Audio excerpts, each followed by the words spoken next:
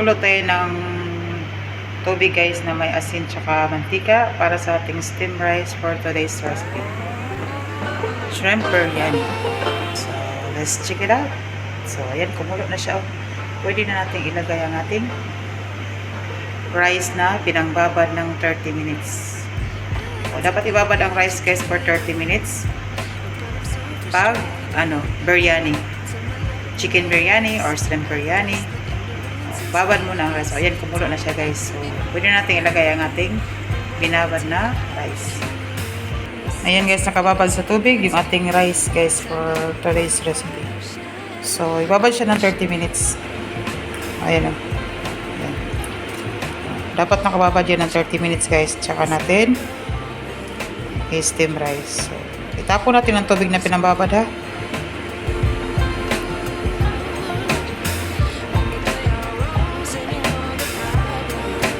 30 minutes na yan, 30 minutes. Guys, ito na yung ating binabad na rice. So, ilagay natin guys sa kumukulong tubig na ating pinakuluan. Steam rice ang tawag nito guys. So, dapat nakababad siya ng 30 minutes sa tubig guys. Hindi mainit. Lukewarm water. Ang ibabad ninyo hindi mainit, hindi malamig na malamig. Lukewarm water. So, hintayin natin siyang max.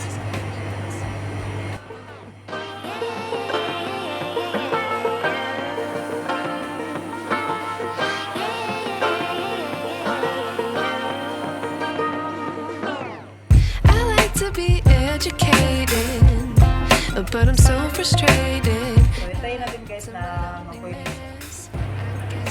Ayan, nag-boil na siya guys. Kulang pa. Kulang pa. Hindi pa to siya, half cook lang pagkaluto guys ha. Half cook only guys. Pagkaluto, hindi yung malambot na malambot. Wala pa to. Mga 2 minutes.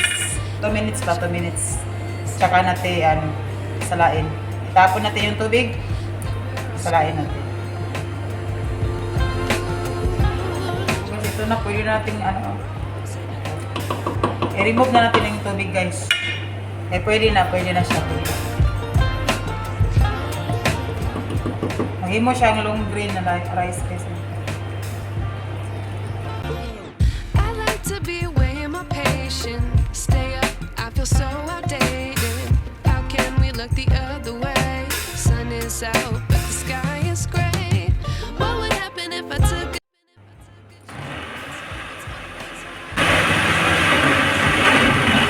Add namin yung guys, yung tomato, bell pepper, saka yellow onion.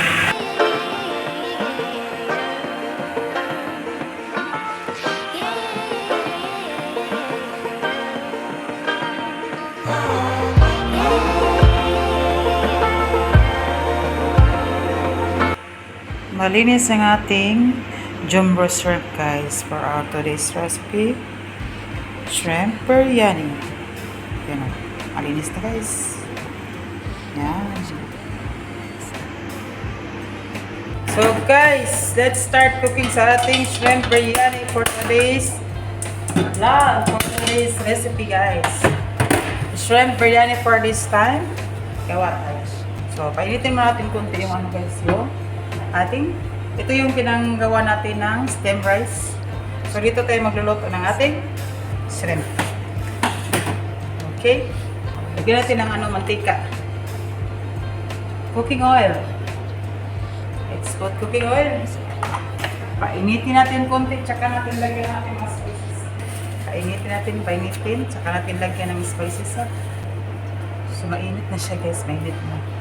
So, lagyan natin ng guys na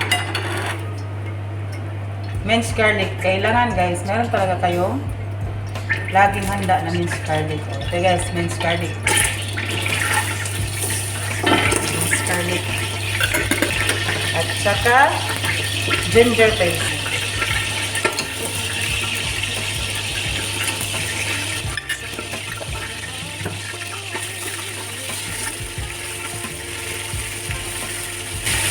Hanapin na po kasi lagyan natin ng spices. Lagyan natin ng vegetable broth.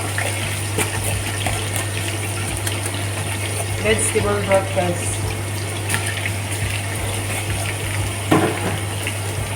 lemon powder. Ito yung lagi nalagyan, ano, lemon powder to guys. Lemon powder. Yan. Kaya tinatawag dito na camon powder. Camon. Black pepper. Black pepper. Paprika powder. Paprika powder, yung lagi nyo nakikita sa lang tuwing nagluluto ako. Tapos ko din so yan. At saka turmeric powder guys. Ayan. And of course, ang ating recipe today is shrimp. So, meron tayong palasa ng ating shrimp. So, meron tayong shrimp seasoning dito guys. So, bigyan natin ng shrimp seasoning. Okay.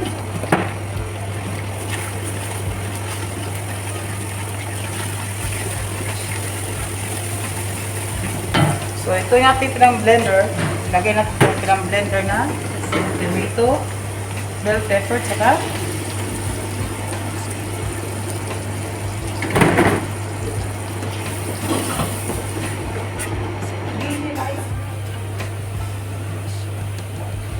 hintayin natin magkulo guys. Ilagay natin yung shrimp natin.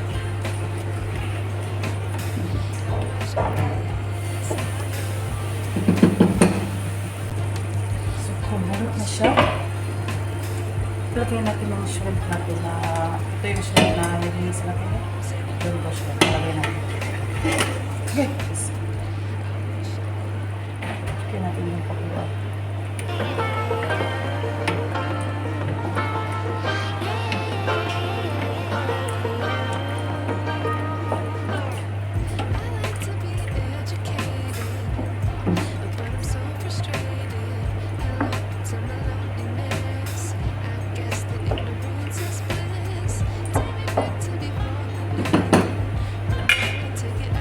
Takpan natin, hintayin natin kumulo. Takpan natin siya.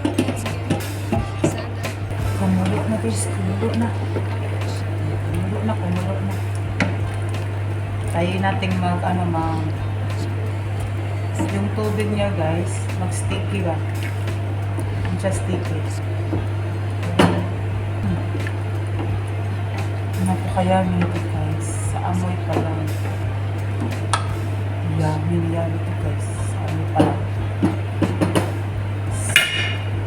Ayan natin mag-sticky siya guys, mag-sticky. So sa asin guys, kung maglagay kayo ng asin, be careful ha, kasi ano yan, shrimp. So maglagay ka ng asin additional. Kunti lang kasi yung mga spices natin ginagamit, medyo may asin na. So lagyan natin ng kunti. Ito lang. Kunti lang asin.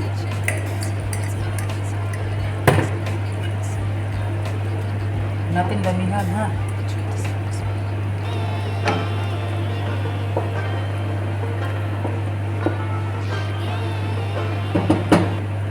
Pakuluin mo natin ang pakuluin na until nag-wiltan siya. Wiltan. Pwede na to guys. Pwede na to. Luto na to guys. Pwede na to ilagay sa rice. So, pwede na to ilagay sa rice guys. Okay.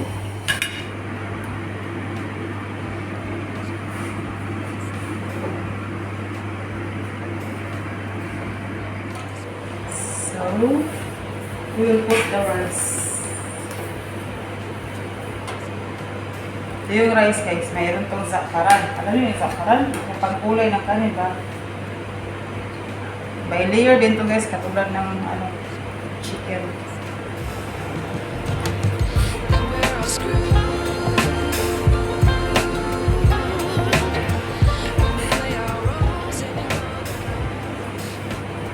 Lagay natin sa gitna ang ating shrimp.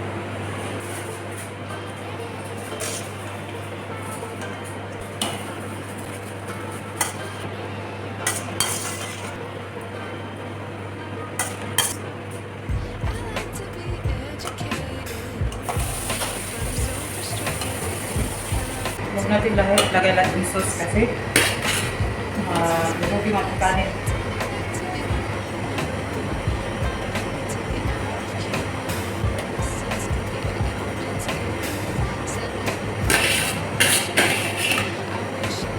Lagay natin ulit sa kalan.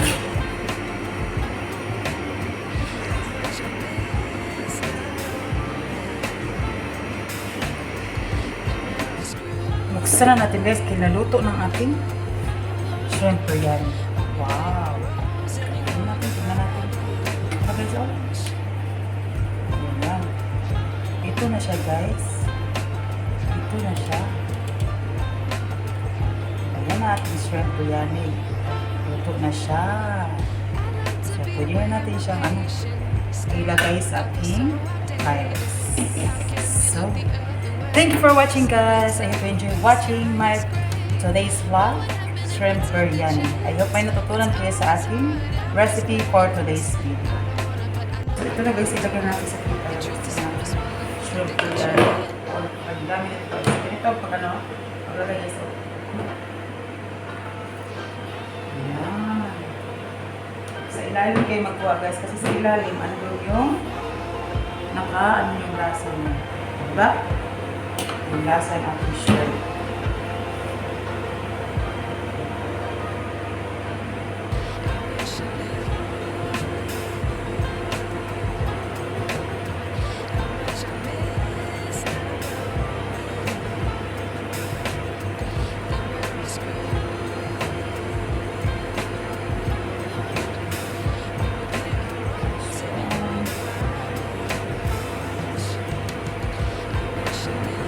Ganito ang ng ating biryani guys, shrimp biryani.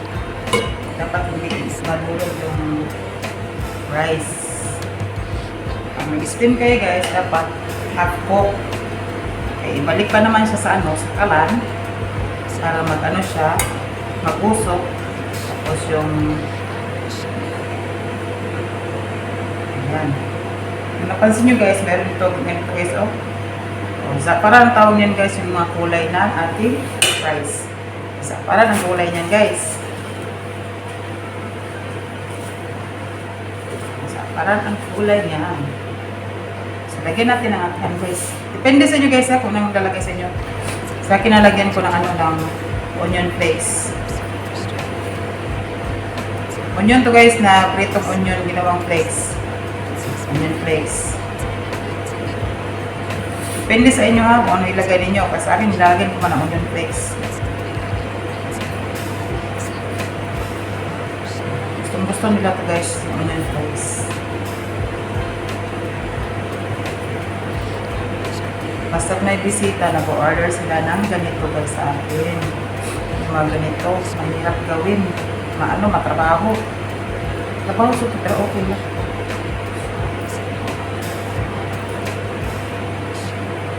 Ayan. Tapos,